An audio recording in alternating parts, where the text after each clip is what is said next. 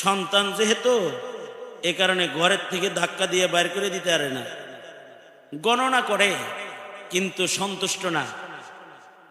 মুমিনদের ভেতরে কিছু মুমিনকে তাদের ওয়াহদানিয়তের বিশ্বাস আর কালিমা বিশ্বাসের কারণে আল্লাহ তাআলা বান্দা হিসেবে তাদেরকেও গণনা করে, কিন্তু আল্লাহ তাআলা তাদের উপরে খুশি না।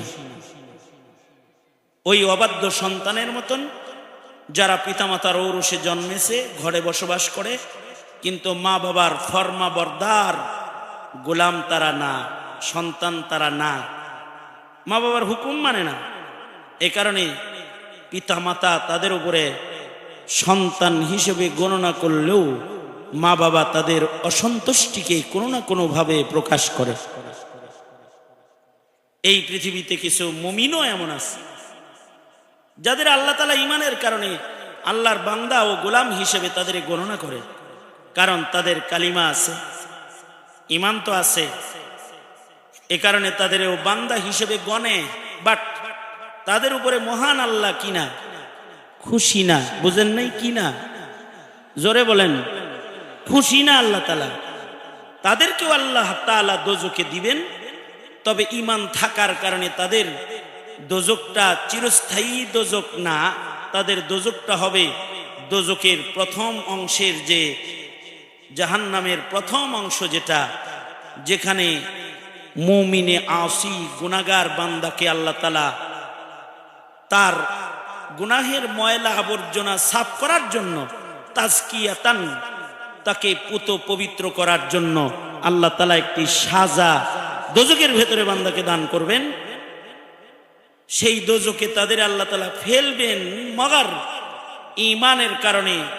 মা বাপ যেমন সন্তানে হওয়ার কারণে ভালোবাসায় পড়ে অপরাধী সন্তানকেও ঘরে তুলে আনে, তাড়ায় দেয়, আবার খুঁজে মুজে লয়ে আহে। কিসের লেগা? মোহাব্বতের কারণে। সন্তান যে তা আল্লাহ তাআলা তাড়িয়ে দিবেন বটে, দোজখে ফেলবেন তাদের, কিন্তু আল্লাহ তাআলা তাদের ঈমানের কারণে তাদেরকে আল্লাহ তাআলা খুঁজে মুজে আবার জান্নাতে ঢুকাইবেন। তবে বড় জান্নাত দিবেন না, তাদেরকে ছোট জান্নাত দিবেন, ফেরদাউস দিবেন না, আরো নিচের জান্নাত দিবেন। কিন্তু যাকে সর্বনিম্ন জান্নাতটাও দিবেন, আল্লাহর রাসূল আমাদেরকে খবর দিয়েছেন আল্লাহ পাকের সেই দানটা কত বড় হবে বান্দার জন্য। আল্লাহর রাসূল বলেন সর্বনিম্ন মুমিনের জান্নাত হবে এই পৃথিবীর 10 পৃথিবীর সমান। কিন্তু এইটা পাওয়ার জন্য, আল্লাহ পাকের এই জান্নাতে যাওয়ার জন্য কিছু না থাকলেও তার ঈমান লাগবে। কি লাগবে? জোরে বলেন, জোরে বলেন, কি লাগবে? ঈমান লাগবে। কিন্তু যদি সে তার ঈমানকে ইহুদ নাসারার কাছে বেচে থাকে, তাইলে সে নিচের দিকে চলে যাবে। কারণ দোজখের 7 স্তর, এর প্রথম স্তরে থাকবে গুনাহগার মুমিন, আর 2 নম্বর আর 3 নম্বর স্তরে থাকবে ইহুদ নাসারা, 4র্থ নম্বর দোজখের 4 নম্বর স্তরে থাকবে সাবেঈ, সূর্য পূজারী, তারকা পূজারী, চন্দ্র পূজারী। আর দোজখের 5ম স্তরে থাকবে মাজুসি, অগ্নি পূজক যারা, তারা যার কুফুর যত জঘন্য তার দোজখ তত কঠিন, যার ভেতরে কুফুর যত বেশি, যার আকীদাতান এবং আমালান তানাজ্জুলি যত বেশি, আকীদাগত এবং আমলীভাবে অধপতন যাদের যত বেশি, তার দোজখ তত বেশি নিকৃষ্ট দোজখ হবে।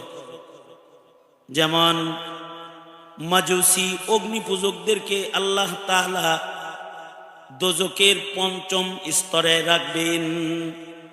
5ম স্তর, 5ম স্তরটা কঠিন, এক জাহান্নাম, সেখানে রাখবেন। কারণ তাদের ঈমানের এবং আমলের নিকৃষ্ট হালাত বড় জঘন্য। ঈমান আমলের নিকৃষ্ট হালাত, তাদের আকীদাগত ভ্রষ্টতাও নিম্নমানের, তাদের গুনাহের জঘন্য অবস্থাও বড় নিম্নমানের, যা বলারও উপায় নাই, এত নিম্নমানের। উদাহরণস্বরূপ আমি আপনাদেরকে একটি কথা শুধু মাজুসিদের আকীদাত থেকে শোনাই, সেটা হলো অগ্নি পূজারী যারা, আগুন পূজারী যারা, তারা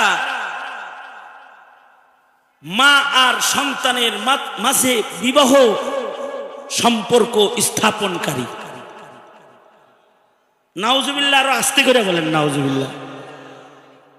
অগ্নি পূজারীরা মা সন্তানের মাঝখানে বৈবাহিক বন্ধন স্থাপনকারী নিকৃষ্ট কুফরি মতবাদ। ওদের ধর্মে নিয়ম হল, স্বামী স্ত্রী যদি বিয়ে হয়, স্বামী স্ত্রী বিয়ে হওয়ার পরে পয়লা সন্তান যদি মেয়ে হয়, তাহলে বিবাহটা টিকা যায়। আর যদি স্বামী স্ত্রীর বিবাহের পরে যদি প্রথম সন্তান ছেলে হয়, তাহলে তাদের আপনারা তো খুব ডিস্টার্ব করতেছেন, মুরব্বী মানুষ, আমার নাকের ডগায় বসে যদি এরকম করেন, দোনো হাত উপরে তোলেন, মোবাইল টিভি বাদ দিয়ে সোজা করেন, আঙুল খুলে দেন, নাড়াচাড়া দেন, জবান খুলে আওয়াজ করে বলেন সুবহানাল্লাহ, আরো জোরে আওয়াজ করে বলেন আলহামদুলিল্লাহ। এই যে এই তুমি আর একটা ডিস্টার্ব, তোমার এখান থেকে বাইর করে দিন। জোরে আওয়াজ করে বলুন আল্লাহু আকবার, আরো জোরে করে বলুন আল্লাহু আকবার। হাত নামান, ডান হাত তোলেন তো দেখি, বাম হাতও তোলেন, বলছি বাম হাতও তুলেন। এক হাত নামাইছেন কে? তার মানে বুঝতে সমস্যা, বুঝতে সমস্যা আছে কোনো নাই। দুনো হাত নাড়াচাড়া দেন। আবার এটা আপনারা কিরকম শুনতেছেন তাই একটু চেক করলাম। জবান খুলে বলেন আলহামদুলিল্লাহ, হাত নামান, হাত নামান, আওয়াজ করে বলেন আলহামদুলিল্লাহ। এই যেমন আমার দিকে ছিলেন, কিছু কথা আমার দিকে এভাবে খেয়াল করে শুনলে অনেক দিন আপনাদের কথাগুলো স্মরণ থাকবে। কারণ বাংলাদেশে অগ্নি পূজারীদেরও আগমন ঘটেছে। শিখা, চিরন্তন শিখা অনির্বাণ বানিয়ে এদেশের মানুষকে অগ্নি পূজক বানানোর মেহনত একটি জালেম চক্র ইতিপূর্বে থেকেই করে আসছে। আগুন পূজারী যারা, তাদের আকীদা বড় জঘন্য। তাদের আকীদা হলো, তাদের পয়লা সন্তান যদি ছেলে হয় তাইলে বিয়া ভাঙ্গা যায়, আর প্রথম সন্তান যদি মেয়ে হয় তাইলে তাদের বিবাহ অটুট রয়, আর প্রথম সন্তান যদি ছেলে হয় তাইলে বিয়াটা ভাঙ্গা যায়। আমি অনেক আগে একবার এই মাহফিলে আসছিলাম, কয়েক বছর হবে। এরপরে মামুন ভাই সহ অনেকেই আমার কাছে গেছে, আমি আসি না। তার কারণ হলো রাস্তার মাঝখানে, চতুর্দিকে রাস্তা, পেপু পুপু আওয়াজ, আর এই আলোচনা করা কষ্ট, মনোযোগ থাকে না। আর যাদের মনোযোগ থাকে না তাদের সামনে কথা বলে কোনো লাভ নেই। মনোযোগ ছাড়া মানুষের সামনে কথা বলে লাভ নেই। আর মোবাইল আসার পরে আমাদের ইবাদতের মনোযোগ কবর দিয়ে দিচ্ছে, আমাদের মনোযোগ নাই। ছবি তোলা, এটাকে তো আমরা হালাল কাম মনে করি, এটা যে একটা নিকৃষ্ট হারাম কাম এটা আমাদের মাথায় নাই। জরুরত যতটুকুন যে রেকর্ডিং হওয়া দরকার, কি কথা হয়, যদি আবার মামলা হয় তাহলে এটারে মানে কি ওয়াজ হইছে, এখানে কি উস্কানি হইছে নাকি কিছু ভালো কথা হইছে, রেকর্ডিং দরকার আছে। কিন্তু তাই বলে ওয়াজ মাহফিলটাকে অন্য কোনো জায়গা বানানোর কোনো সুযোগ নাই। যারা আয়োজনে থাকে তারা মনে করে যে আমরা তো আয়োজনই করছি, আমাদের ওয়াজ শোনার দরকার নাই। এইটাও ঠিক না। যারা আয়োজন করে তাদেরও ওয়াজ শোনা উচিত। জিকিরের হালতে থাকবে, ডিউটি করবে যারা, আর বাকি যারা থাকবে তারাও বসে যাবে ওয়াজ শোনার জন্য। তাহলে ওয়াজ তো তাদেরও দরকার আছে, নাকি বলেন? নসিহত তাদের দরকার নেই? আছে। সব মিলে একটা সুন্দর পরিবেশ হইলে, কিছু সময় কথা বললে কথাগুলো স্মরণ থাকবে বেশি। তা আমি যেটা বলতেছিলাম যে মাজুসি অগ্নিপূজক যারা যারা দোজখের পঞ্চম স্তরে থাকবে, তাদের আকীদা হলো প্রথম বাচ্চা মেয়ে হলে বিয়ে ওকে, এটা আল্লাহ চাইছেন যে বিয়েটা ঠিক হোক। আর যদি প্রথম সন্তান ছেলে হয় তাহলে ওরা মনে করে যে এই জামাইরে আল্লাহ তাআলা পছন্দ করে নাই, তাই মহিলার জন্য ইনটেক একটা নতুন জামাই আল্লাহ পাঠাইছে, সুতরাং এই বিবি তালাক হয়ে গেছে। এখন এই মহিলার নতুন বিয়ে হবে তার নিজের ঔরসে জন্মগ্রহণ করা নতুন স্বামীর সাথে। নাউজুবিল্লাহ, আরো জোরে করে বলেন নাউজুবিল্লাহ। আকীদাটা কতটা ঘৃণ্য, চরম ঘৃণ্য যে মা আর সন্তানের মাঝখানে তারা বৈবাহিক সম্পর্ক স্থাপন করে। এ কারণে এই জাতের মুশরিক যারা, তারা দোজখের পঞ্চম স্তরে থাকবে। জাহান্নামের ষষ্ঠ স্তরে থাকবে মুনাফিক মুশরিকিন যারা, যারা বহুত্ববাদ পূজারী। আপনারা বলুন, স্রষ্টা রব কয়জন? মুসলমানের আকীদা কি? কয়জন? বলেন লা ইলাহা ইল্লাল্লাহ। আওয়াজ করে বলেন লা ইলাহা ইল্লাল্লাহ। রব কয়জন? স্রষ্টা কয়জন? কুল হুয়াল্লাহু আহাদ কয়জন? একজন। কিন্তু যারা বহুত্ববাদে বিশ্বাসী যারা, তারা নিকৃষ্ট, আল্লাহর কাছে জঘন্য। এ কারণে এদেরকে আল্লাহ তাআলা জাহান্নামের ষষ্ঠ স্তরে রাখবেন। এর চেয়েও জঘন্য হলো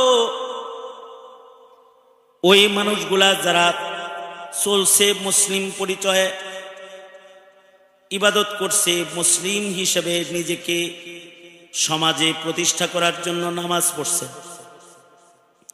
রোজা রাখছে, পাগড়ি মাথায় দিয়া ঘুরছে, কিন্তু তাদের সম্পর্ক ইহুদির সাথে অথবা নাসারার সাথে অথবা সাহাবীর সাথে, অথবা তাদের সম্পর্ক মাজুসির সাথে, অথবা তাদের সম্পর্কের গভীরতা মুশরিকের সাথে। মুসলমানের সাথে ইবাদত করে কিন্তু যে মিটিং করে ইহুদির সাথে, মদিনার ইহুদির সাথে মিটিং করে। তো ওদের ব্যাপারে আল্লাহ তাআলা এত অসন্তুষ্ট হয়েছেন যে সূরা মুনাফিকুন নাজিল করেছেন। অর্থাৎ ওদের ভেতরে একটা, বাইরে আরেকটা। বাইরে হলো ইসলাম আর ভেতরে হলো ইহুদিয়ত, নাসরানিয়ত। বাহিরে হলো ইসলাম কিন্তু সম্পর্ক হলো অগ্নিপূজকদের লগে, সম্পর্ক হলো মুশরিকিনে মক্কার লগে, রয়েছে রাসূলের মসজিদে, কিন্তু সম্পর্ক মক্কার কাফেরদের সাথে। খবরাখবর মক্কার কাফেরদের কাছে পাস করে। মদিনায় কি পরামর্শ হয় এটা কাফের করে জানায়। থাকে মসজিদে নববীতে রাসূলের পেছনে নামাজে দাঁড়ায় থাকে, নবীজির মজলিসে বসা থাকে, কিন্তু সম্পর্ক তাদের মুশরিকের সাথে। এরা হলো মুনাফিক। আল্লাহ তাআলা সূরা মুনাফিকুন নাজিল করে বলে, ইন্নাল মুনাফিকিনা ফিদ দারকিল আসফালি মিনান নার। আল্লাহ তাআলা বলেন, এই মুনাফিক যারা, এরা থাকবে দোজখের সর্বনিম্ন স্তরে। বুঝে থাকলে বলেন, এই নিম্ন স্তরে যারা থাকবে এরা কি অস্থায়ী না স্থায়ী? আওয়াজ করে জোরে বলেন। ইহুদি নাসারা থেকে শুরু করে মুনাফিক পর্যন্ত সব দোজখে থাকবে, অস্থায়ী না স্থায়ী।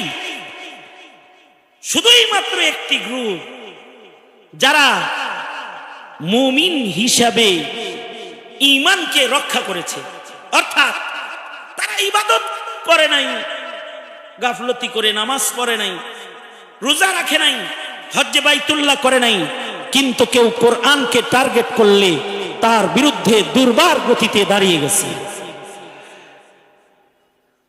ইবাদতই খুব পাক্কা না, কাচ্চা। কিন্তু সে যদি এদেশের দ্বীনকে কেউ মিটাইয়া দিতে চেয়েছে, তখন সে দ্বীনের পক্ষে দাঁড়িয়ে গেছে। জমিনে আল্লাহর দ্বীন, আল্লাহর কোরআন, নবীজির রিসালাত, আল্লাহ পাকের ওয়াহদানিয়াত, এটার পক্ষে ছিল, একাত্মবাদের পক্ষে, খাতমে নবুয়তের পক্ষে। ঈমান আছে, ঈমান আছে, ইবাদত করে না, কিন্তু কাদিয়ানীদেরকে কাফের হিসেবেই জানে। আওয়াজ করে বলেন, কাদিয়ানী কি মুসলমান না কাফের? জোরে বলেন। সে কিন্তু নামাজ পড়ে না, কিন্তু কাদিয়ানীকে কি হিসাবে জানে? যারা আল্লাহর রাসূলকে গালি দেয়, যারা ইসলামকে কটাক্ষ করে কথা কয়, তাদেরকে সে ইমানদার হিসেবে চিনে না, তাদের নাস্তিক হিসেবে চিনে। কথা বলেন ঠিক না বেঠিক? জোরে বলেন। ইবাদত কম, কিন্তু সে কাদিয়ানিও চিনে। কারা? খ্রিস্টানদের এজেন্ট, তাদেরকেও চিনে। খ্রিস্টানদের এজেন্টের কাছে তার ঈমান বর্গা দেয় না। যেমন কয়েকদিন আগে লালমনিরহাটে গেছি, ওখানে ৫,০০০-এর মতো মুসলমান খ্রিস্টান হয়েছে। কিসের আশায়? চাউল, ডাল, আটা, তেল, লবণ। মাসে মাসে প্যাকেজ পাবে ৫ কেজি চাল, ৩ কেজি আটা, ২ কেজি ডাল, ১ কেজি তেল, একটু লবণ। অথবা এর টাকা পাইব মিশনারির কাছ থেকে, প্রতি মাসে পায়। তার কাছে চালের দাম, আটার দাম আছে, ইমানের দাম নাই। কারণ সে ইমান কি জিনিসটা এটা বুঝেই না। মুসলমানের ঘরে জন্মাইছে, কিন্তু বেঈমান হয়ে কবরে যেতেছে।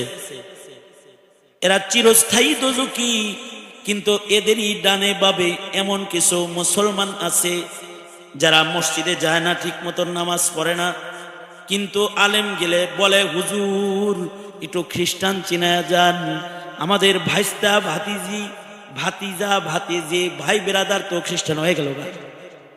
তার মানে ইমানের বুঝ তার আছে। আমল নাই কিন্তু তার ইমান আছে। যার আমল নাই কিন্তু ইমান আছে, সে আল্লাহ পাকের উপরে ওয়াহদানিয়তের উপরে বিশ্বাস আছে, রিসালাতের উপরে ইমান আছে। এই মানুষগুলা যদি এই ইমানটা লয়া কোন রকম কবরেও যায়, তাহলে আল্লাহ তাআলা অসন্তুষ্ট বটে, দোজকে তাদের ফেলবেন বটে, কিন্তু দোজকের ভেতরে তাদের রাখবেন না।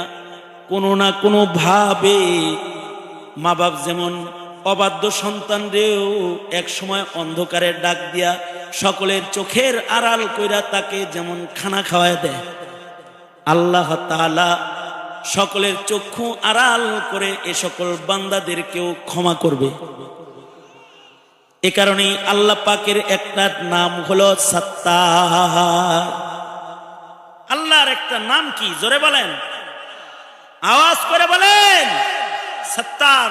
ইয়া সত্তার, আল্লাহ পাকের নাম, এটা একটা জিকির। ইয়া সত্তার, ও সত্তারুল উয়ুব, গুনাহকে ঢেকে দেনে ওয়ালা মালিক।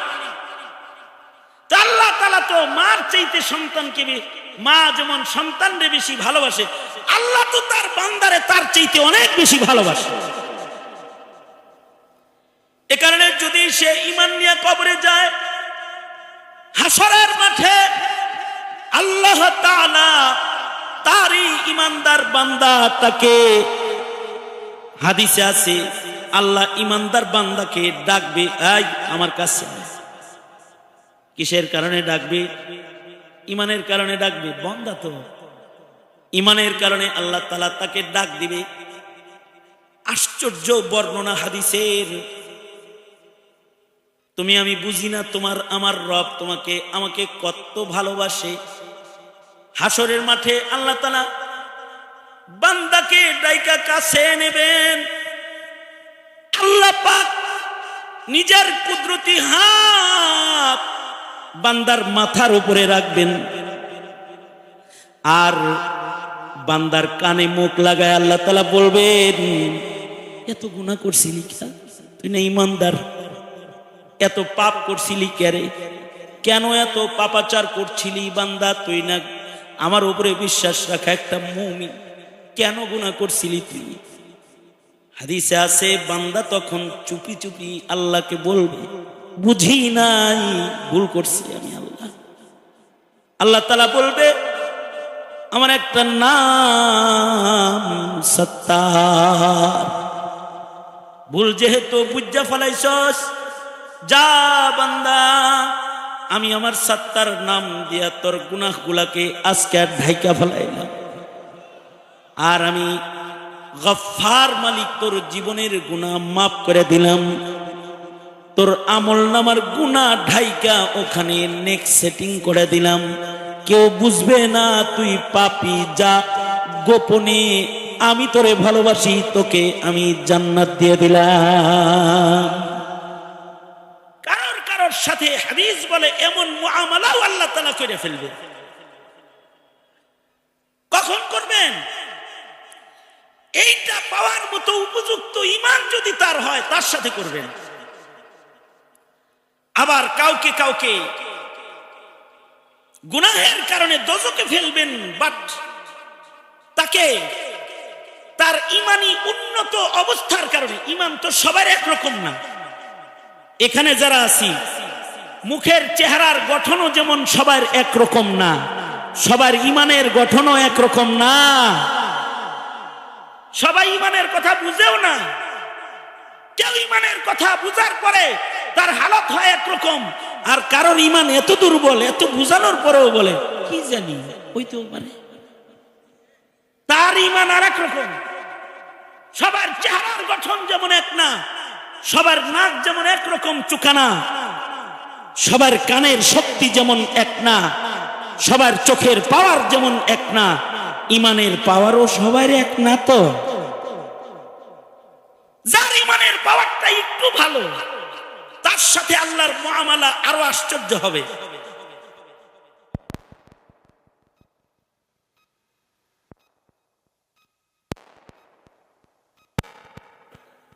দুইজন চিল্লাবে দোজখের এক কোণায়। আল্লাহ তাআলা ফেরেশতাদেরকে বলবেন, ও চিল্লায় কেন? ওরা ওদেরকে আমার কাছে লইয়া আয়। দোজখ থেকে বাইর করে আল্লাহর কাছে নিয়ে আসবে। আল্লাহ তাআলা বান্দা দুইটাকে বলবে, চিৎকার করো কেন? যাও যাও দোজখে যাও, কোনো আওয়াজ করবে না, ভেতরে যায় চুপ করে থাকো, আওয়াজ করবে না। ধমকি দিয়া বান্দা দুইটাকে দোজখের দিকে যাইতে বলবে। বান্দা দুইটা যখন দোজখের দিকে যাবে, এর ভেতরে একজন দোজখের দিকে যাবে, ফিরা ফিরা আল্লাহর দিকে তাকাবে। আল্লাহ তাআলা তাকে ডেকে বলবে, যাইতে কইলাম, এদিকে আয়, আমার দিকে চাস কি জন্যে? বান্দা বলবে, আল্লাহ, আলেমদের মুখে শুনছি তুমি মহান দয়ালু, দুনিয়ায় শুনছি তোমার দয়া অনেক, দোজখে যাইতে বলছো তাই যাই, কিন্তু তোমার রহমত পাওয়ার আশায় ফিরা ফিরা আবার চাই, যদি তুমি আমারে মাফ করো। আল্লাহ তাআলা বলবেন, আমার রহমতের পরে তোর যখন ঈমান আছে, যা বান্দা, আল্লাহ দুনিয়াতে নামাজ পড়তে কইছো, আদেশ করছো, আমি মানি নাই, রোজা রাখতে কইছো, তাও করি নাই, কত হুকুম তুমি দুনিয়ায় আমার উপরে করেছো, তোমার হুকুমগুলা দুনিয়াতে আমি পালন করি নাই, আজকে বিচারের দিনে আমাকে দোজখে যাওয়ার একটা হুকুম তুমি সরাসরি করছো। আল্লাহ গো, এই হুকুমটাও যদি তোমার আমি অমান্য করি, তোমার বান্দা হওয়ার দাবি তো আমি করতে পারি না। এ কারণে তোমার এই হুকুমটা পালন করে তোমার বান্দা হইবার চাই, এই কারণে দোজখে যাই। আল্লাহ তাআলা বলবেন, আমার হুকুমের প্রতি তোর সম্মান আছে, বোঝা যায়, এ কারণে যা বান্দা, তোরেও মাফ করে দিলাম, বাইর করে আনছিলাম, যা সোজা জান্নাতে পাঠায় দিলাম। এই মায়াটাও যে আল্লাহ তাআলা কারোর উপরে করবেন, যার কোয়ালিটি ঈমানের ভালো হবে তার উপরে করবেন। এইটা হাসানুল হকিম আর মুরগি চোরা শাহরিয়ারের মতো কালিমাওয়ালার সাথে না। এটা যার ইমানের হালতের উন্নতি আছে তার সাথে করবেন। যার ইমানটা আর একটু ডেভেলপ ভালো, তার সাথে আল্লাহর আচরণ আরো সুন্দর হবে। আল্লাহু আকবার কবীরা।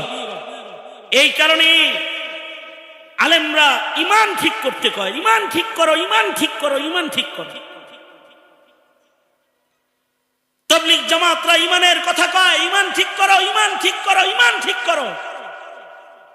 কারণ ইমানের হালতের উন্নতির কারণে আল্লাহর আচরণ উন্নত হবে গুনাহগার হইলেও তার উপরে। মুসলিম শরীফের রিওয়ায়াত, মুসলিম শরীফ হলো বুখারী শরীফ যেমন আসাহুল কুতুবি বাদা কিতাবিল্লাহ, ওইরকম একদল উলামায়ে কেরাম বলেন আসাহুল কুতুবি বাদা কিতাবিল্লাহ।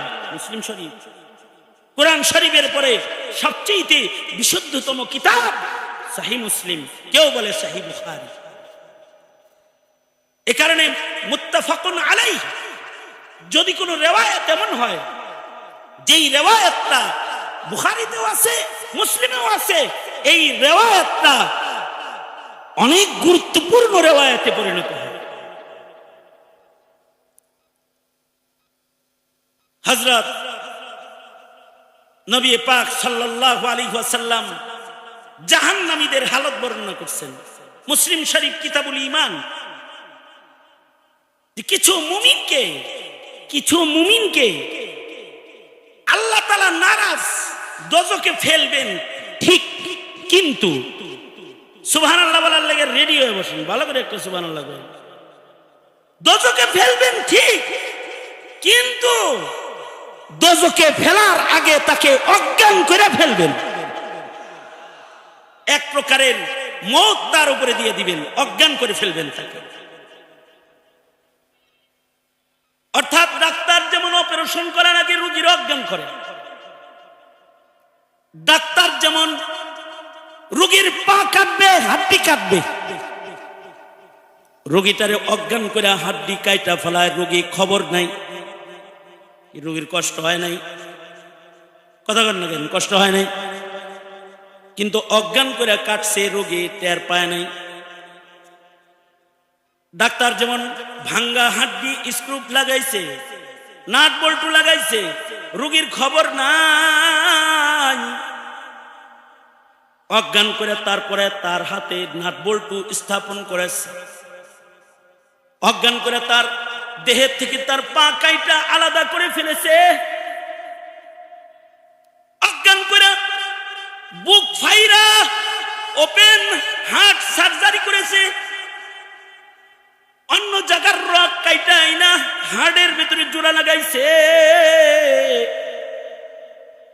এক জায়গার চামড়া কেটে আর এক জায়গায় লাগায় প্লাস্টিক সার্জারির প্রস্তুতি নিয়েছে। এই যে এত কিছু বান্দার দেহের উপরে করছে ডাক্তার, বান্দারে সুস্থ করার জন্য,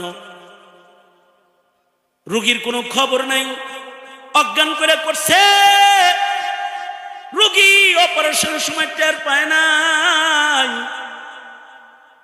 অপারেশন শেষে যখন তাকে সাধারণ বেডে দিয়েছে, এক সময় তার হুঁশ এসেছে, থিয়েটার থেকে তাকে বের করেছে, এবার তার হুঁশ এসেছে।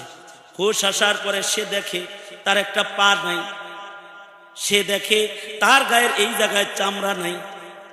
হায় রে, কি কিয়ামত আমার উপর দিয়ে হয়েছে। সে দেখে তার বুকটা পুরা নাভি পর্যন্ত কেটে দ্বিখণ্ডিত করা হয়েছে। সে দেখতে পায় তার দেহের অঙ্গ কেটে তার দেহ থেকে বিচ্ছিন্ন করা হয়েছে, কিন্তু যখন বিচ্ছিন্ন করেছে তখন তার কোনো খবর নাই, কারণ তাকে অজ্ঞান করা হয়েছে। মুসলিম শরীফে আল্লাহর রাসূল বর্ণনা করেছেন, মুসলিম শরীফের রিওয়ায়াত কিতাবুল ঈমান, আল্লাহর রাসূল বলেন, আল্লাহর কিছু প্রিয় মুমিন গুনাহ করছে, কিন্তু তাদের এমন কিছু গুণ আছে যে গুণের কারণে মহান আল্লাহ তাদের পছন্দ করে, এবার তাদের দোজখের আগুনে ফেলবে। গুনাহ থেকে তাদেরকে পাক করার জন্য বটে, কিন্তু মহান আল্লাহ তাদের অজ্ঞান করে দোজখে ফেলবে। বান্দার উপরে জাহান্নামের আযাব হয়ে যাবে, কিন্তু বান্দাটা টের পাবে না। বান্দাকে যখন দোজখের থিয়েটার থেকে তাকে যখন বের করবে, তাজকিয়াতান, যেই দোজখে তাকে ফেলা হয়েছে এখান থেকে যখন তাকে বের করবে পবিত্র কইরা, গুনার ময়লাগুলো আগুন দিয়ে পুইরা সাফ কইরা যখন আল্লাহ তাআলা বের করবে, বান্দা তখন দেখবে তার দেহে চামড়া নাই, তার চোখ পুড়ে গেছে, তার হাত নাই, তার অঙ্গ প্রত্যঙ্গ কালা হয়ে গেছে। আগুনে পুরা মানুষের দেহ যেমন বিভৎস, এরকম বিভৎস হয়ে গেছে। আল্লাহ তাআলা বলবে, বান্দা গুনাহ করছিলি, এর লেগে দোজখের আগুনে তোরে পুড়াইছি, কিন্তু তোর যেহেতু ঈমান আছে তাই এবার তোরে বাইর করছি। এবার আল্লাহ তাআলা বান্দাকে নহরে হায়াতের পানির দ্বারায় বান্দাকে গোসল করাবে। যখন গোসলটা দিবে, বান্দার দেহের কালা চামড়াগুলা শুভ্র সাদা জান্নাতি যুবক যুবতীর চামড়ায় রূপান্তরিত হবে। আল্লাহু আকবার কাবীরা। আল্লাহ তাআলা তাকে জান্নাতের সাজে সাজায়া বলবে, গুনাহ করছিলি তাই দোজখে ফেলছিলাম, কিন্তু ঈমানটা যেহেতু নষ্ট করস নাই, ঈমান যেহেতু কবরে লইয়া আইছ, যা বান্দা আমার জান্নাত তোকেও আমি দিয়ে দিলাম। এর জন্য দরকার ঈমান। এ কারণে আমরা অভিভাবকদেরকে বলি, সন্তানকে বাড়ি করে দেন, গাড়ি করে দেন, শিক্ষিত বানান, সাথে সাথে তাকে ঈমানদার বানান। কথা বলেন, আওয়াজ করে জোরে বলেন, জোরে বলেন। মুসলিম ঘরের নাস্তিক তাকে বানাবেন না, মুসলিম ঘরের ভিনদেশী তাবেদার গোলাম তাকে বানাইবেন না, তাকে ঈমানদার বানান। ঈমানদার, তাহলে সে তার ঈমানের বদলায় একদিন না একদিন আল্লাহর ভালোবাসা পেয়ে আল্লাহর জান্নাতে প্রবেশ করবে। কিন্তু এখন প্রশ্ন হলো, দোজখের আগুনে কি আমাদের পুরার মতো ক্ষমতা আছে? জোরে আওয়াজ করে বলেন, আছে? ইন্নাহা সাআত মুস্তাকাররা ওয়া মুকামা। দোজখে তো যাওয়ার মতো শক্তি সামর্থ্য আমাদের নাই। দোজখে এক মুহূর্ত থাকার মতো শারীরিক শক্তি আমাদের নাই। মোমবাতির ভেতরে ছোট্ট আগুনে নিজের দেহ জ্বালানোর মতো শক্তিও আমাদের নাই। তাইলে দোজখের ভয়ঙ্কর আগুনে আমরা কিভাবে নিজেদেরকে জ্বালাইবার প্রস্তুতি নিতে পারি? না। তাহলে দোজখের আগুন থেকে যেন মুক্ত হয়ে বিনা হিসাব জান্নাতে যাওয়া যায়, এটার কি কি প্রসেস আছে এটাও একটু আলোচনায় আসা দরকার। বিনা হিসাব জান্নাতে যাওয়ার বেশি না, আমি 3 থেকে 4টি পদ্ধতির আলোচনা আজকে আপনাদের সামনে করার ইরাদা অল্প টাইমে। তার ভেতরে একটা প্রসেস হলো ঈমানের পাশাপাশি নেকির কাজে অভ্যস্ত গোলামের খাতায় নিজের নাম লেখায়া দেওয়া। যেমন আপনাদের যেমন ঈমান আছে, আপনাদের নেকিরও চাহিদা আছে, তাই ওয়াজ মাহফিলে এসেছেন। ওয়াজ মাহফিলে কি টাকা পাইবেন এর লেগে আইছেন? বুঝা থাকলে জোরে করে বলেন, কি লেগে আইছেন? নেকির লেগে আইছেন। এখানে আসলে 2টি কথা শুনলে, আল্লাহর নাম বললে, একটু আল্লাহর নাম নিলে আল্লাহ নেক দিবেন। শুধু নেক দিবেন না, গুনাহ মাফ করবেন। সুবহানাল্লাহ, জোরে আওয়াজ করে বলেন। এখানে যারা ঢুকেছেন তাদেরকে আল্লাহ কেমন মাফ করবেন? যদি খালি তওবা করতে পারেন এখানে, তাহলে পেছনের সব গুনাহ মাফ করে দিবেন। শুধু মাফ করবেন না, গুনাহকে নেকির দ্বারায় পাল্টায় আমলনামায় উঠায়া দিবেন।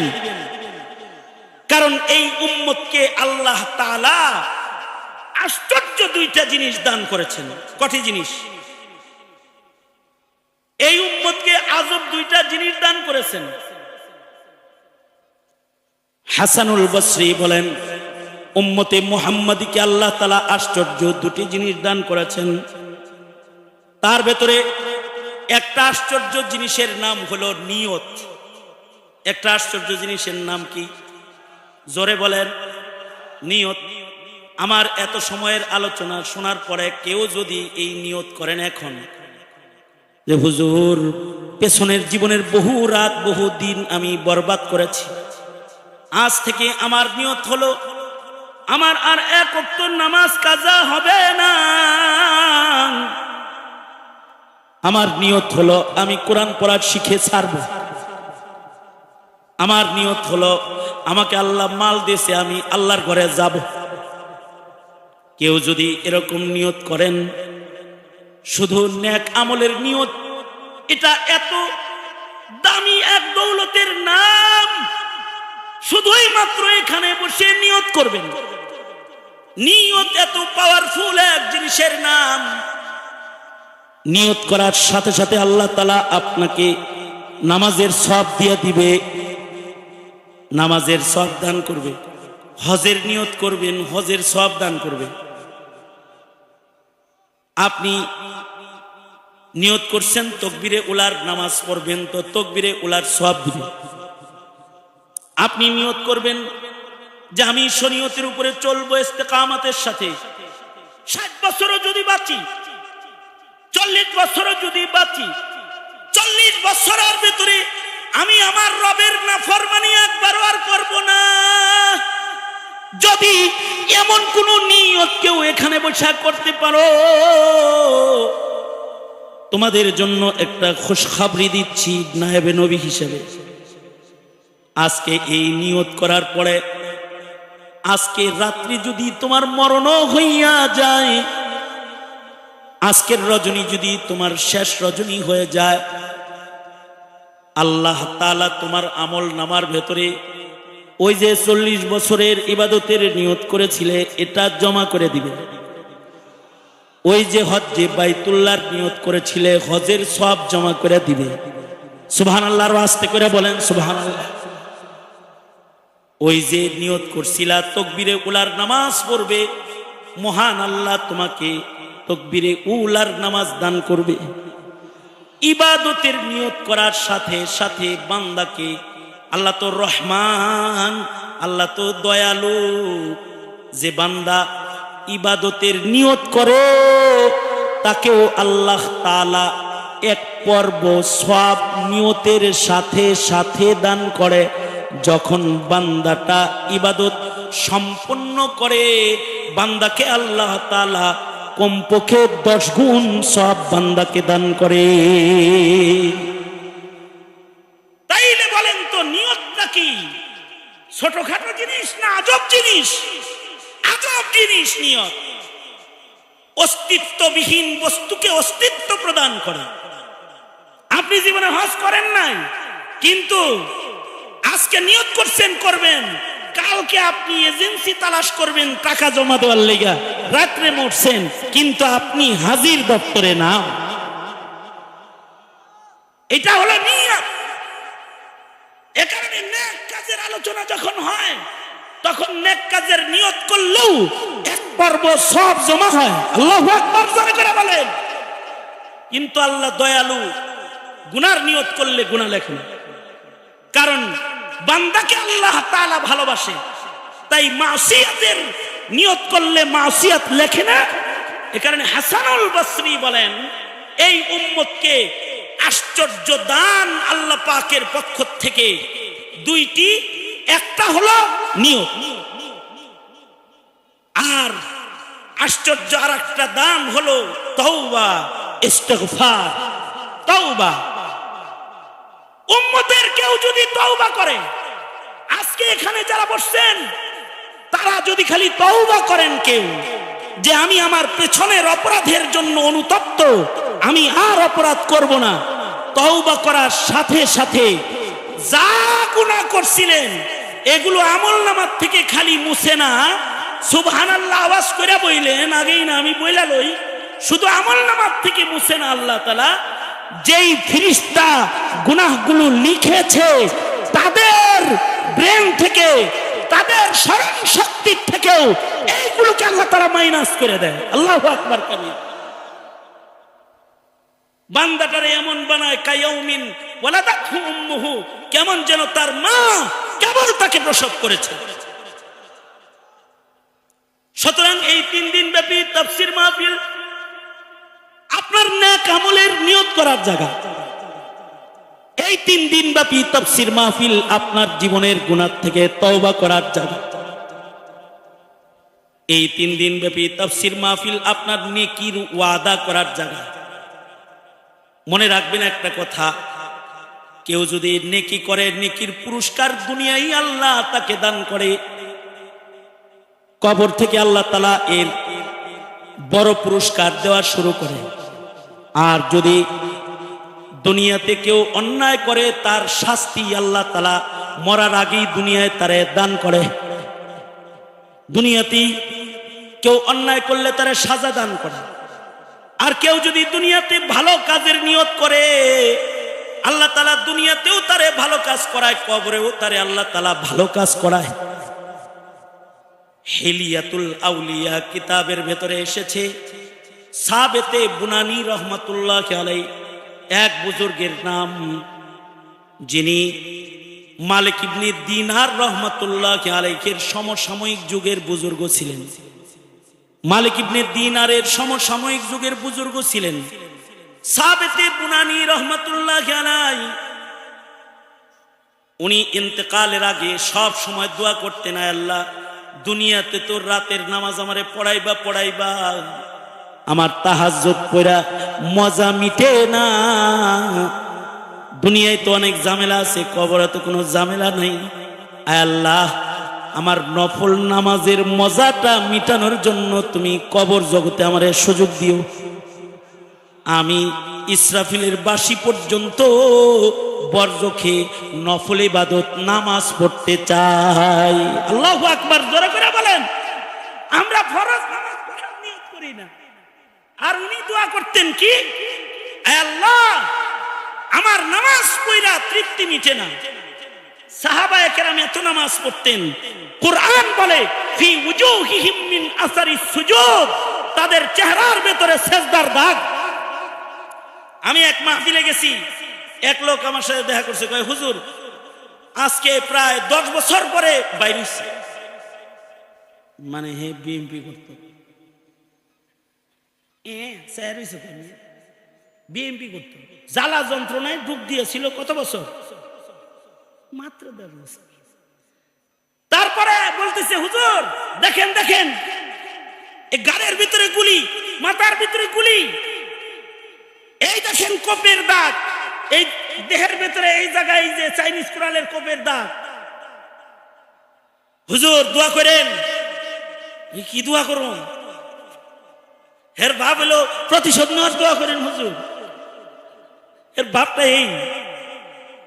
আমি বললাম আমি দোয়া করি তোমার জন্য।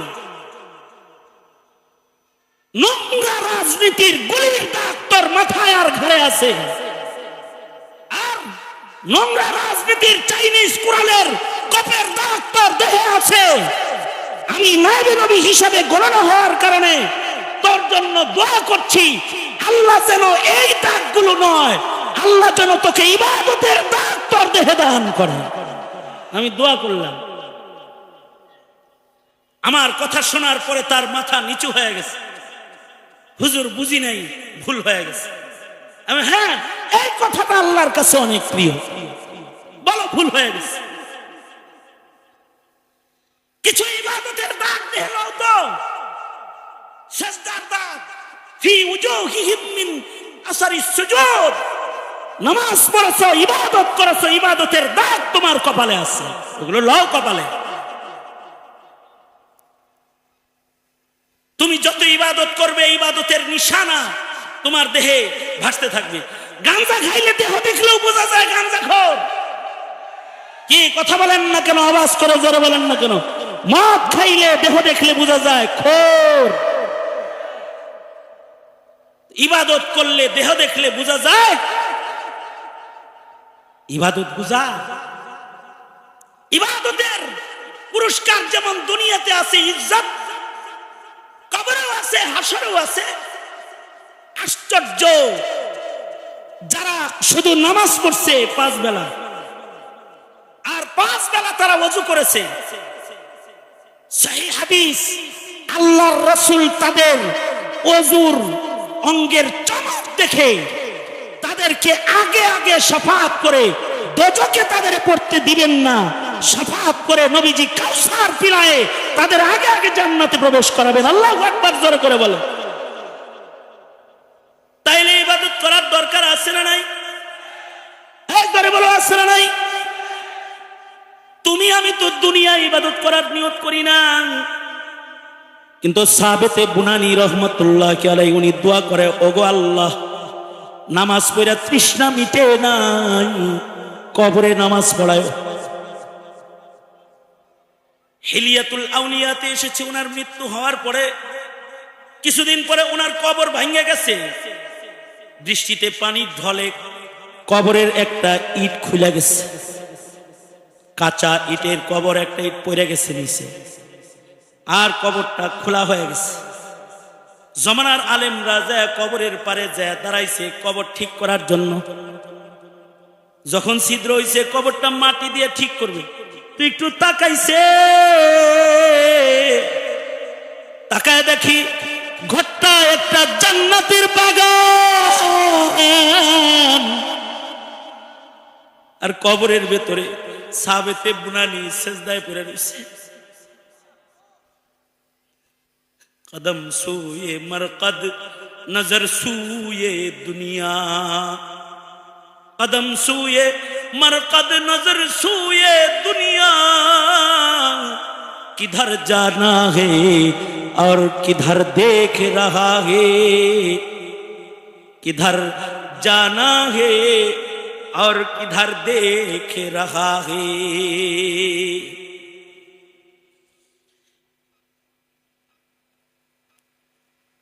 জালালউদ্দিন সুয়ুতি রহমতুল্লাহি আলাইহির কিতাব শারহুস সুদুর ফি আহওয়ালিল মাউতা ওয়াল কুবুর, জালালউদ্দিন সুয়ুতির কিতাব। তিনি ঘটনা এনেছেন বাগদাদ থেকে একটি বাণিজ্যিক কাফেলা, ব্যবসায়িক কাফেলা, তারা হজ্জে বাইতুল্লাহতে যাইতেছে, হজে যাইতেছে। রাস্তায় হাজিদের দলের একজনের মৃত্যু হয়ে গেছে রাস্তার ভেতরে। আজকে মাহফিলের প্রথম দিন, যুবকরা আমাকে বলছে তাড়াতাড়ি শেষ করতে, কিন্তু আপনারা যারা বসে আছেন আমি আপনাদেরকে তাড়াতাড়ি আখিরি মুনাজাতের দিকে নিয়ে যেতে চাইতেছি, কারণ আরো 2 দিন আপনারা বয়ান শুনবেন। আমাকে কি আপনারা ধৈর্যের সাথে আর অল্প একটু সময় দিবেন আখিরি মুনাজাতের দিকে নেওয়ার জন্য? আমার সাথে আছেন আপনারা? কিছু সময় আরো আছেন? আকাম যারা করছো তারা তওবা করো। এটা তো দুনিয়া, দুনিয়া সামনে আছে হইলো মরণ, আজরাইলের থাবা সামনে আছে। বৈষম্য বিরোধী ছাত্র আন্দোলনের ছাত্রের থাবা ওটা না, ওটা মালাকুল মউত আজরাইলের থাবা আছে, একটা আজরাইলের থাবা, আজরাইলের থাবা তোমার জন্য অপেক্ষায় আছো তুমি, আজরাইল তোমাকে ধরবে। শোনো, তুমি আমার বক্তব্য শুনে যাও, দিল দিয়ে একটু শোনো। একজন তো সাবেতে বুনানি, সে দোয়া করতে চায় আল্লাহ কবরেও আমি নামাজ পড়তে চাই, এটা হলো একটা। কিন্তু জালালউদ্দিন সুয়ুতি লেখে হজের কাফেলা বাগদাদ থেকে মক্কার দিকে যাইতেছে, রাস্তায় মাঝখানে যায় হাজিদের একজনের ইন্তেকাল হয়ে গেল,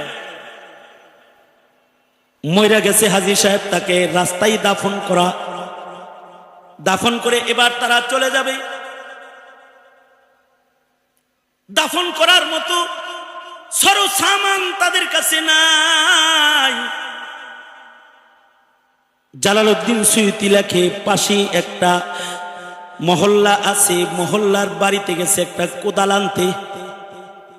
কবর খুঁড়তে কোদাল লাগবে না? হ্যাঁ, স্যার হয়েছেন কে মিয়া? কবর খুঁড়তে কি লাগবে জোরে বলেন? কবর খনন করতে কোদাল লাগবে, তো কোদাল চাইতে মহল্লায় গেছে। যা দেখে এক মহিলা বাড়ির উঠানে কোদাল দিয়া ময়লা পরিষ্কার করে, যা বলে, বোন রে, আমরা বাইতুল্লাহর মুসাফির হাজিদের কাফেলা, আমাদের একজন সাথী হাজি মরে গেছে, ইন্তেকাল করেছে, তোমার এই কোদালটাকে আমাদের একটু দিবা, আমরা একটা কবর খনন করব, লাশ দাফন করব, হাজির লাশ। মহিলা বলে দিতে পারি, শর্ত আছে, কোদালটা বাড়ি আইনা আবার দিয়ে যেতে হবে। ওই মরুভূমিতে যায় আমি কোদাল আনতে পারবো না, কাজ শেষ হয়ে গেলে আমার কোদালটা আমার বাড়ি দিয়ে যেতে হবে। কিন্তু আল্লাহর কাম আল্লাহ করে। কোদালটা আনছি, কোদাল দিয়া কবর খনন করেছে, লাশ কবরে নামাইছে। কিন্তু লাশ রাইখা যখন মানুষগুলা উপরে উঠে আসতেছে, ভুলে কোদালটাই কবরের ভিতরে রয়ে গেছে। কোদালের কথা স্মরণ নাই, ভুলে গেছে। উপরে উঠেছে, ওঠার পরে এবার কোদাল খুঁজে পায় না, কয় কোদাল কই, কয় এটাকে তো কবরে নামাইছিলি মাটি ঠিক করার জন্য, এটা মনে হয় ভিতরেই রয়ে গেছে। তাহলে একটা কাজ করো, কবরটাকে একটু বাঁশগুলা একটু সরাও, কাঠগুলা সরাও, ইটগুলা সরাও, কবর থেকে কোদালটা বাইর করো। মহিলার কাছে ফেরত দেওয়ার ওয়াদা। জালালউদ্দিন সুয়ুতি, তাফসীরে জালালাইন যিনি লিখেছেন, জালালউদ্দিন সুয়ুতি, উনি লেখেন এই কবর থেকে কোদাল উঠানোর জন্য কাঁচা ইটগুলা যখন সরাইছে, সরানোর পরে নিচের দিকে নজর করে তাকায় দেখে এই মাইয়িতের কবরের মাটি তারে চাপ দিয়া ধরছে, আর এই কোদালের সাথে তার হাত কারা যেন আগুনের রশি দিয়ে বাঁধা রাখছে। আযাব হইতেছে দেখে ভয়ে তাড়াতাড়ি বাঁশ ছেড়ে দিয়ে দূরে গিয়ে দাঁড়ায়ছে হাজী সাহেবরা। না না, কোদাল তো উঠানো যাবে না, এখানে তো আযাব হইতাছে। কবরটাকে কমপ্লিট করে হাজিরা চলে যাচ্ছে।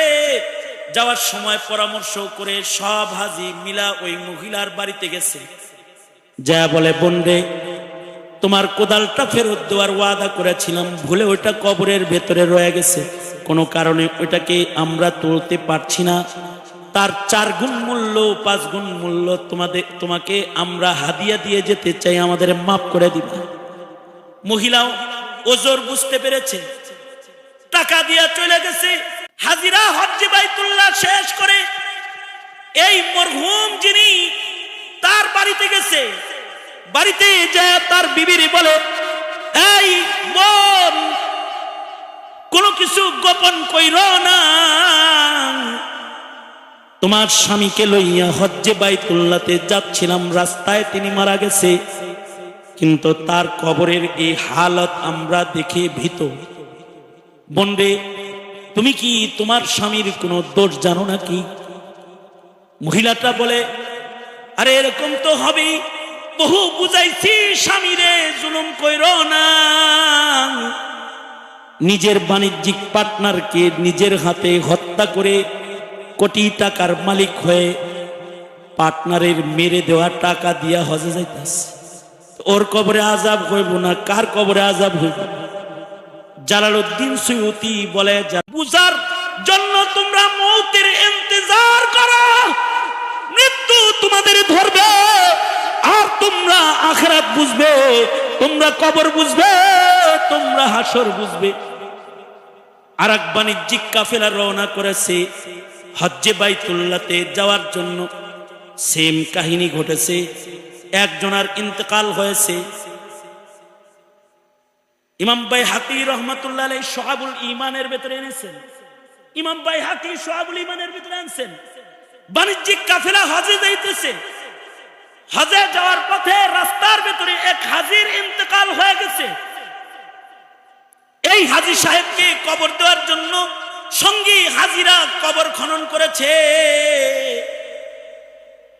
এক জায়গায় কবর খনন করেছে, আর সেখান থেকে একটা সাপ বেরিয়েছে। ভয়ে দ্বিতীয় জায়গায় লাশ নিয়ে অন্যত্র আরেকটা কবর খনন করেছে, সেখানেও কবর খনন করা শেষ। এবার লাশ নামাবে আর দেহের সাপ একটা বাইরে, আজদাহা বাইর হয়। ওখান থেকে লাশ সরায়া অন্য কবরে নিয়ে গেছে। আর এক জায়গায় নতুন কবর খনন করে হাজী সাহেবকে কবরে নামাবে, কিন্তু কবরের ভেতরে আবার সাপ আইসা পড়ছে। বাইহাকি শরীফের রিওয়ায়াত, ইমাম বাইহাকি এনেছেন শাবুল ঈমান। এই হাজির কাফেলা খবর পাইল পাশেই আব্দুল্লাহ ইবনে আব্বাস রাদিয়াল্লাহু আনহুমা নবীর সাহাবী আছে। সাহাবায়ে কেরামের ভেতরে সবচেয়ে বেশি যিনি কোরআন বুঝছেন আব্দুল্লাহ ইবনে আব্বাস, যার মাথায় হাত রেখে আল্লাহর রাসূল ইলমের দোয়া করেছেন, আর তিনি নবী পাকের কাছ থেকে সবচেয়ে বেশি ইলম হাসিল করেছেন। পাশের কাফেলায় আব্দুল্লাহ ইবনে আব্বাস আছে, হজের কাফেলায়। হাজিরা আব্দুল্লাহ ইবনে আব্বাসের কাছে গেছে, যা বলে আব্দুল্লাহ ইবনে আব্বাস রাইসুল মুফাসসিরিন গো, 3 জায়গায় কবর খুললাম এক মাইয়িতরে কবরে রাখার জন্য। যেই জায়গায় কবর খুঁড়ি ওই জায়গায় কবরের ভেতর থেকে সাপ বের হয়ে যায়, আজদাহা বের হয়, কই রাখবো তাকে কবরে? আব্দুল্লাহ ইবনে আব্বাস বলে, পৃথিবীর যেই জায়গায় তাকে কবরে নামাও সেখানেই এই আজদাহা হাজির হয়ে যাবে, অত চিন্তা করার দরকার নেই, কোনো কবরে নামায়া দাও। এবার হাজিরা লাশ নামানোর জন্য কবরের সামনে যায় দাঁড়াইছে, আর আজদাহাটা গর্তের ভেতরে গেছে।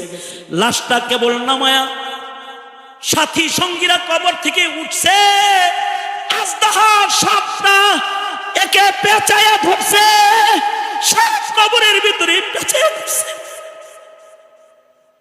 আব্দুল্লাহ ইবনে আব্বাস বলে, অসুবিধা নেই, এমনি কবরে দাও। তার কোন বদআমলির কারণে আল্লাহ তাআলা তার উপরে নারাজ। হাজিরা কবর কমপ্লিট করে হজ্জে বাইতুল্লাহর উদ্দেশ্যে আবার রওনা করেছে।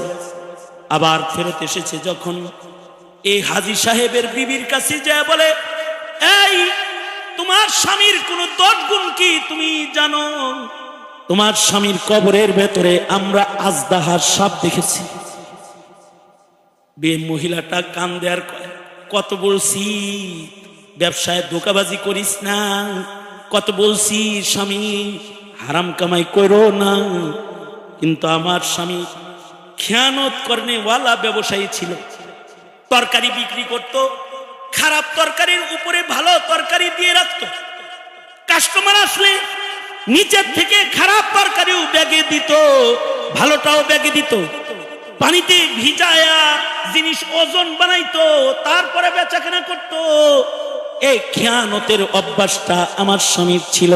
আমি বারবার বলেছি, দুনিয়া কামানোর জন্য এমন খেয়ানত করবে না। স্বামী আমারে বলতো, মাল কামাইতে হলে এমনি কামাইতে হয়, তাছাড়া একবেলা খায়া থাকতে হোক। কত বলতাম, একবেলা খাবো কিন্তু ধোঁকাবাজির পয়সা খাবো না। শুনে নাই, এভাবে অর্থের মালিক হয়েছে। আজকে এই খেয়ানতের কারণেই মনে হয় তার কবরে আযাব। আব্দুল্লাহ ইবনে আব্বাস বলে, খেয়ানতের কারণেই তার কবরের ভেতরে আযাব। দুনিয়া যারা চিনো, যারা দুনিয়ার সলসাতুরি করে, দুনিয়ার প্রসাদ আর দুনিয়ার অট্টালিকাকে নিজের আসল সামান মনে করো, যারা রাজনীতি করতে করতে পৃথিবীর ভোগ বিলাস আর রাজত্বের চেয়ারকেই শান্তি আর সম্মানের চেয়ার মনে করে আখিরাতকে ভুলে যারা নেকাত ছেড়ে দিয়েছো, তাদের খাসারা দুনিয়াতেও আছে, কবরেও আছে, হাসরে আযাব তোমার অপেক্ষা করছে। আর যদি দুনিয়াতে কেউ ইবাদত করো, কারোর কাছে যদি নামাজ ভাল লাগে, কারোর কাছে যদি তাকবীরে উলার নামাজ ভাল লাগে, কেউ যদি রাত জেগে কোরআন পড়া ভালো লাগে কারোর, যেমন সাহাবায়ে কেরাম সারা রাত নামাজ পড়েছে। হযরত ওসমান ইবনে আফফান 2 রাকাত নামাজে কোরআন খতম করেছে। ইমামে আজম আবু হানিফা 2 রাকাত নামাজে কোরআন খতম করেছে। তামিমে দারি 2 রাকাত নামাজে কোরআন খতম করেছে। সাহাবায়ে কেরাম কেউ কেউ সারা বছর নফল রোজা রাখছে, সারা বছর তারা নফল রোজা রেখেছে। আব্দুল্লাহ ইবনে আমর ইবনুল আস রোজার হালতে তিনি মারা গেছে। কেন?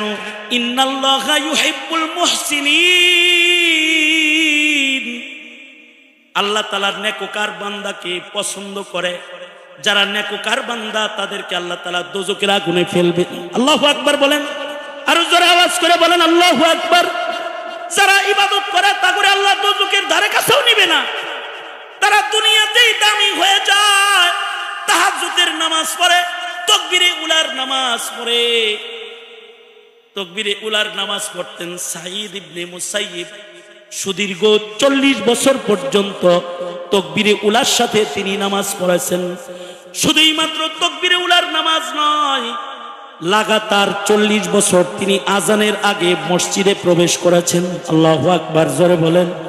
ওনাকে জিজ্ঞেস করা হয়েছে আজানের আগে মসজিদে ঢুকেন কেন? উনি কাঁদতেন আর বলতেন, আল্লাহর ঘরে ডাইকা না লাগলে যদি আবার আসামি হয়ে যায়, এ কারণে আজান শুরু হওয়ার আগে মসজিদে ঢুকা যায়। এদের জীবন কেটে যায়, তোমারও জীবন কেটে যাবে, কিন্তু তারা জান্নাতে চলে যাবে, তুমি দোজখের ঘরে ঢুকে যাবে। যদি কথাগুলো বুঝে এসে থাকে তাহলে এখন হলো কাজ তওবা। কেউ যদি তওবা করে তার পেছনের সব গুনাহ মাফ করে কে? জোরে আওয়াজ করে বলো। আর সামনের জিন্দেগি হবে সুন্নতি জিন্দেগি, ঠিক কিনা? জোরে বলেন, আওয়াজ করে জোরে বলেন। সুন্নতি জিন্দেগি কোনটা? পাগড়ি পরা, দাড়ি রাখা, টুপি পরা, পাঞ্জাবি পরা, এটা খালি এটা মুনাফিকেরও ছিল। সুন্নতি জিন্দেগি হলো দরদওয়ালা জিন্দেগি, রহমওয়ালা জিন্দেগি, পরের উপরে ইহসানওয়ালা জিন্দেগি, ধৈর্যের জিন্দেগি, ক্ষমার জিন্দেগি। ক্ষমার জিন্দেগি। পাগড়ি মাথায় দিয়ে ঘুরো আর প্রকাশ্যে দিবালোকে মানুষ মারো, তুমি নবীওয়ালা কাজ করো না, তুমি জুলুম করো, অত্যাচার করো, জালেম কোথাকার, তুমি জুলুম করো। তুমি পাগড়ি পরে ঘুরো, লম্বা জামা গায়ে দিয়ে ঘোরাফেরা করো আর রাজপথে মানুষ হত্যা করো, এটা নবীওয়ালা কাজ না, এটা ইবলিসের এজেন্ডা তুমি বাস্তবায়ন করছো। হ্যাঁ, ইবলিসের এজেন্ডা তুমি বাস্তবায়ন করছো।